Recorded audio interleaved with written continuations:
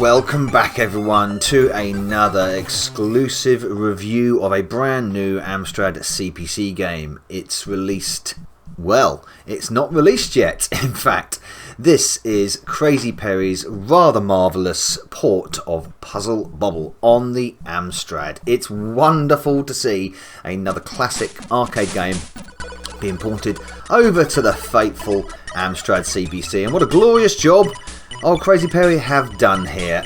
Really faithfully recreated the arcade feel. Of course, the original from Taito in 1994. Inspired from the 1986 game Puzzle Bobble, of course. And a game which, well, basically, I think it might hold the record for the amount of clones done on mobile platforms and arcade and other, well, not arcade, so mobile platforms, systems wide. PlayStation, it's been on under different names, of course. I mean, its official PlayStation one was Buster Move, of course. You would have seen that on the Nintendo platforms as well. And of course, mobile phone clones such as Bubble Witch Saga and stuff like that. It's a tried and tested puzzle format. It's been very successful because it's highly simple and highly addictive. That's the thing, and none of those traits are lost on the Amstrad version, I'm thankful to say. But as you can see, look at these visuals. Wonderful visuals here. Lots of colour, really playing to the Amstrad strengths, with lots of colour going on. Really bold, really brash, lovely overscan on the vertical axis as well, to make the game screen bigger. Nice big game screen, actually. Lovely big game screen. And all the cute animations faithfully done at the bottom there from the characters from Puzzle Bobble, of course. The general layout and presentation is so familiar to the arcade. It's absolutely awesome. Visually, it's really, really, really good. It all moves well as well. Of course, what would you expect? We know that the Amstrad can do great things when put in the correct hands, and here is another example of that. I'm not going to say it's perfect. Gameplay wise, it's got a few niggles for me personally. Other people might be able to ignore them, but I'm sure they will. But everything else about it, presentation wise, wonderful. Absolutely wonderful. Music, spot on. I really do like good music on my Amstrad CPC games, and this has some great renditions of music. Obviously the classic theme from Puzzle Bobble is being played, but then you've also got other homages to Amstrad games, classic Amstrad games. And I really like that addition because it sets it apart from other clones and other recreations of the original. It's also got a lot more levels as well, but we'll get onto that later.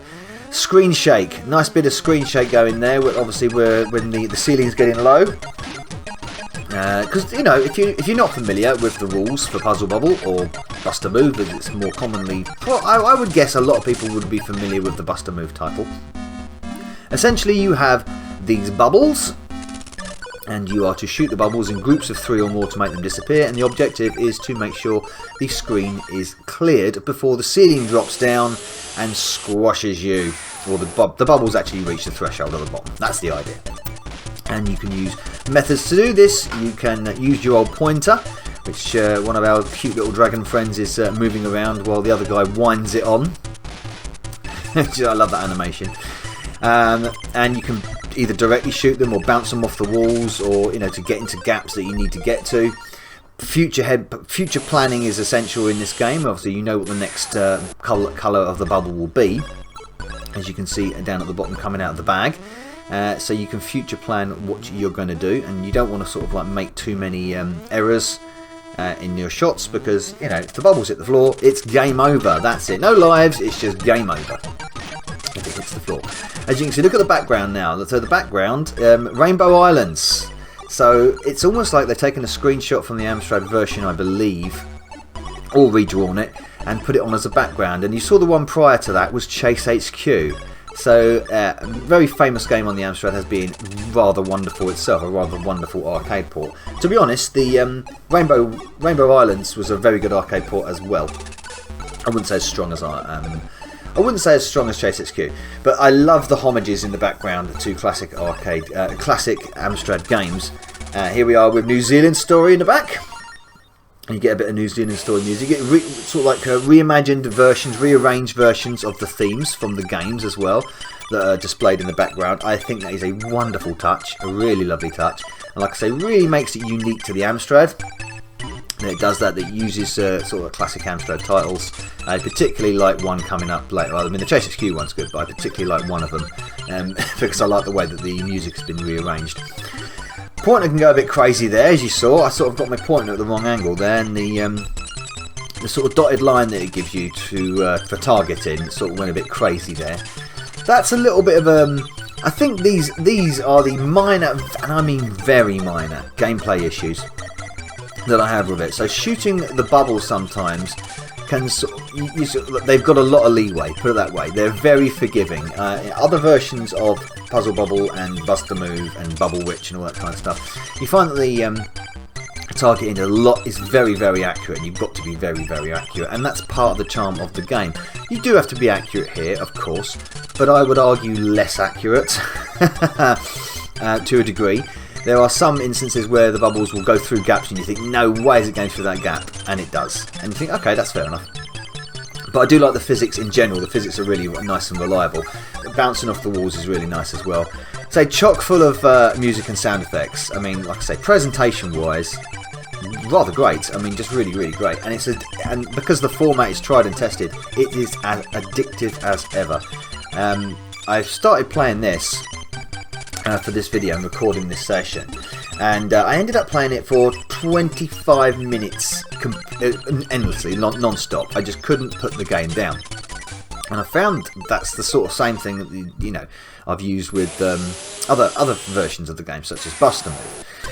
I love the background of this one. This is it's definitely a screenshot from Arkanoid.